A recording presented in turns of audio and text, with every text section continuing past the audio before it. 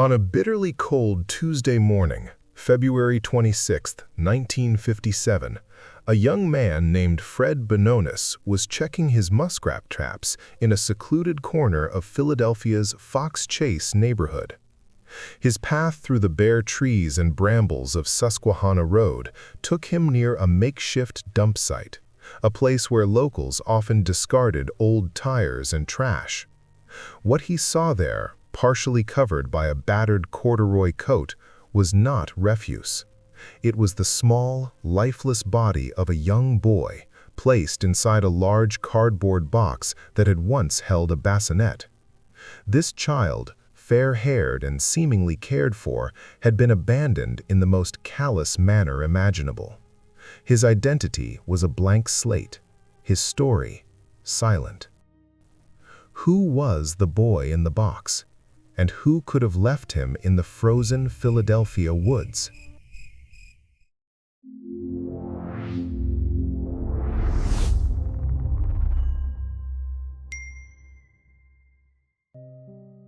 The America of 1957 was a nation straddling two worlds. It was the zenith of post-war prosperity, a time of tail-finned Cadillacs, gleaming new suburbs like Levittown, and the comforting glow of television sets in living rooms across the country. Eisenhower was president, the interstate highway system was just beginning, and the Cold War simmered, creating an undercurrent of anxiety beneath a polished surface of conformity and optimism. Yet this was also an America with profound limitations, especially for law enforcement. Forensic science was in its relative infancy. Fingerprint analysis was standard, but the national database was cumbersome. Blood typing existed, but DNA profiling was science fiction. Missing persons reports were filed on paper and often didn't travel beyond county or state lines. There was no centralized computer network, no Amber Alerts. A child could vanish, and if the family didn't have the resources or the voice to make a sustained noise, the case could grow cold within weeks. Socially, the concept of child abuse was rarely discussed in public forums. It was a shameful, private matter. The idea that a child from a seemingly normal home could be a victim of horrific violence was a narrative many were unwilling to entertain. This was the technological and cultural landscape into which the discovery in Fox Chase landed, a grim counterpoint to the era's carefully curated image. The victim was a boy, approximately 4 to 6 years old. He weighed about 30 pounds and stood around 3.5 feet tall. He had blue eyes and light brown or blonde hair, recently but crudely cut, with straight bangs across his forehead. His ears were peculiarly pierced, a detail that would later fuel endless speculation. His body, while thin, showed signs of prior care. He had undergone a surgical procedure, a circumcision, and he had old, healed fractures on his ankles and fingers. His hands were clean, his nails neatly trimmed. This was not a child who had lived on the streets. He was someone's son, someone's brother. He had likely been bathed not long before his death, his hair washed. His last meal was a mixture of baked beans and potatoes, a simple, common food. Investigators would painstakingly document every physical detail, creating a hauntingly precise portrait of a boy whose name, birthday, and favorite toys remained a complete mystery. He was a child out of time, severed from his own history. The event that brought him to that thicket was his murder. The coroner's report detailed a death by blunt force trauma. He had suffered multiple contusions and abrasions across his small body. The official cause of death was listed as a severe blow to the head. There were also signs of malnourishment and older pre-existing bruises, suggesting a period of neglect or abuse prior to the fatal incident. The boy had been dead for likely 1 to 3 days before his discovery. He was found naked, wrapped in a plaid blanket, and then placed inside the large J.C. Penney bassinet box. The faded corduroy coat found with him was several sizes too large. No other clothing was located at the scene. The location itself was telling, remote enough for secrecy, yet accessible by car via Thompson Lane, a dirt road just off Susquehanna. The dumping was deliberate, but not particularly sophisticated. Someone had driven there, placed the box, and driven away, leaving no obvious tire tracks or witnesses in the winter landscape. The discovery unfolded in a halting, confused manner. After Fred Bononis stumbled upon the scene, he actually left without notifying police immediately, later saying he was too shaken and needed to tell his mother first. It was another man, a college student out for a walk, who overheard Bononis talking about it at a nearby store, who ultimately called the Philadelphia police at 10:15 that morning. Officers from the 35th District responded to the grim scene. The weather was cold, the ground hard. They saw the box, the small feet visible from one end. Homicide detectives, including lead investigator Captain John Church, arrived shortly after. They processed the scene with the tools of their time: photographs, measurements, and a careful canvass of the immediate area. The box and the blanket were collected as evidence. The boy's body was transported to the medical examiner's office, where the extensive autopsy would begin. The first official bulletin went out: an unidentified white male child, victim of a homicide. The immediate response was a flurry of activity aimed at answering the most basic question that should never have to be asked: who is this child? The initial investigation was massive and wide-ranging.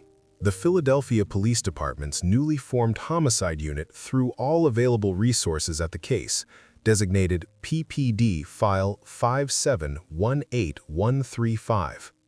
The first major step was public appeal.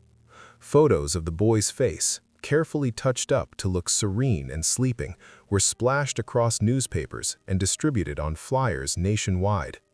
His description was broadcast on radio and television. Thousands of tips flooded in, each one requiring manpower to track down and eliminate. Detectives checked recent missing children reports from across the country, but none matched. They visited orphanages and pediatric hospitals, searching for records of a boy with his surgical scar or distinctive ear piercings. The bassinet box was traced to a J.C. Penney store in Upper Darby. It had been sold weeks before, one of hundreds, with no record of the buyer. The blanket was a common type, sold in dime stores across the region. Forensic analysis of the 1950s was applied. The boy's fingerprints were taken and circulated. Hairs found on the blanket were analyzed, but microscopy could only determine they were of human origin. There was no magical piece of evidence waiting in a lab. The investigation quickly became an exercise in systematic elimination and growing frustration. Public and media reaction was a mixture of horror, sympathy, and intense fascination. The case dominated Philadelphia headlines for months. The Philadelphia Inquirer and Daily News ran frequent updates with headlines like "Mystery Boy Still Unidentified" and "Who is the Boy in the Box?" The public donated money for a proper burial and a handsome headstone. They sent in clothes and toys to the morgue, hoping somehow to provide comfort. The boy's image became iconic, his face staring out from newsstands, embodying a shared cultural nightmare. The community of Fox Chase was rocked. Residents reported seeing suspicious cars or recalling strangers in the area. Rumors swirled. Was he the kidnapped son of a wealthy family? A victim of a gypsy caravan? The pervasive, unspoken question was how a child could simply disappear without anyone seeming to miss him. This paradox captured the public's imagination and gnawed at the collective conscience. The media coverage, while sensational at times, kept pressure on the police and ensured the boy was not immediately forgotten. The physical evidence, while meticulously catalogued, offered more questions than answers. The bassinet box provided no fingerprints besides the boy's own. The blanket was generic. The corduroy coat yielded nothing. The crude haircut suggested it was done by an amateur, possibly after death to alter his appearance. The pierced ears were an anomaly. In late 1950s mainstream American culture, ear piercing for boys was exceptionally rare. Some theorized it might indicate a foreign background or a specific subculture. The healed fractures suggested a history of accidents or abuse, but without a medical history, they were just silent markers of past pain. The most promising lead came from a single witness statement. A woman reported seeing a man in a blue car with a dazed-looking boy matching the description near the dump site around the time of the death. Another reported seeing a man carrying a wrapped bundle. But these sightings were vague, impossible to corroborate. The evidence painted a partial picture. A child from a home that had once provided medical care, but who met a violent end in a setting of poverty and neglect. The contradictions between his clean, cared-for appearance and the brutality of his death deepened the mystery. Over the decades, several suspects emerged, each leading to agonizing dead ends. One early theory involved a traveling carnival worker, but alibis checked out. Another focused on a nearby foster home, but a rigorous investigation found no connection. The most persistent suspect was a man known only as M, the subject of a detailed, anonymous tip in 1961. The informant, a woman, claimed her abusive mother had acquired the boy from his birth parents and kept him locked in a basement. She stated M, her mother's boyfriend, had killed the boy in a fit of rage after he vomited up his dinner. This account, horrifying in its specificity, was investigated thoroughly. The house in question was examined, and while its basement layout matched the description, no physical evidence linked it to the crime. M was questioned and denied everything. Without corroboration or a body, the lead evaporated. Another major suspect emerged in 1998 through a forensic artist's profile. The boy's own mother, a woman who had since died and was said to have confessed to family members. This too led to exhumation and DNA testing in the 2000s, but results were inconclusive, failing to definitively prove or disprove the family's haunting story. Each suspect profile highlighted the investigation's limitations, reliance on often unreliable human memory, and the absence of a technological silver bullet. As years turned into decades, the active investigation inevitably slowed. The case file, while never officially closed, moved to the cold case unit. The boy was given a name by the community: America's unknown child.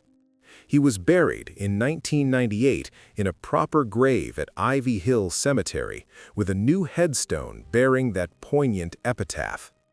The detectives who worked the original case retired and passed away, taking their unpublished hunches with them. The public's obsessive attention faded, though the case never fully vanished from Philadelphia's folklore. It resurfaced periodically in a newspaper retrospective on its anniversary, in a true crime book chapter, or with a brief flare of hope when new forensic technology like DNA analysis became available. The Vidocq Society, a club of retired investigators, took up the case in the 1990s, re-interviewing witnesses and applying modern profiling techniques. Yet each resurgence of interest would peak and then subside, leaving the core mystery intact. The boy's story became a permanent, unresolved chord in the city's history. Today, The case of the boy in the box endures as one of America's most profound unidentified person mysteries. Modern DNA technology has extracted a profile from his remains, ruling out some later speculative family connections, but failing to find a match in criminal or genealogy databases. The unanswered questions are as sharp as ever. Who were his parents? Did they report him missing under a different name, or did they know his fate all along? Was he a victim of a desperate family secret, or was he taken from someone who loved him? The piercing cultural aversion to confronting child abuse in the 1950s may have shielded his killer, allowing a private tragedy to remain private. His identity is the locked door at the center of the maze. Every other clue, the box, the blanket, the beans, the pierced ears, circles it but cannot open it. He lies in Ivy Hill Cemetery, a symbol of lost innocence and a reminder of the shadows that existed just beyond the bright borders of mid-century American life. The truth is out there, perhaps in a faded memory, a hidden diary, or a strand of DNA yet to be uploaded to a database. Until then, the boy in the box waits, and the question asked on that frozen February morning still hangs in the air, awaiting an answer that may never come.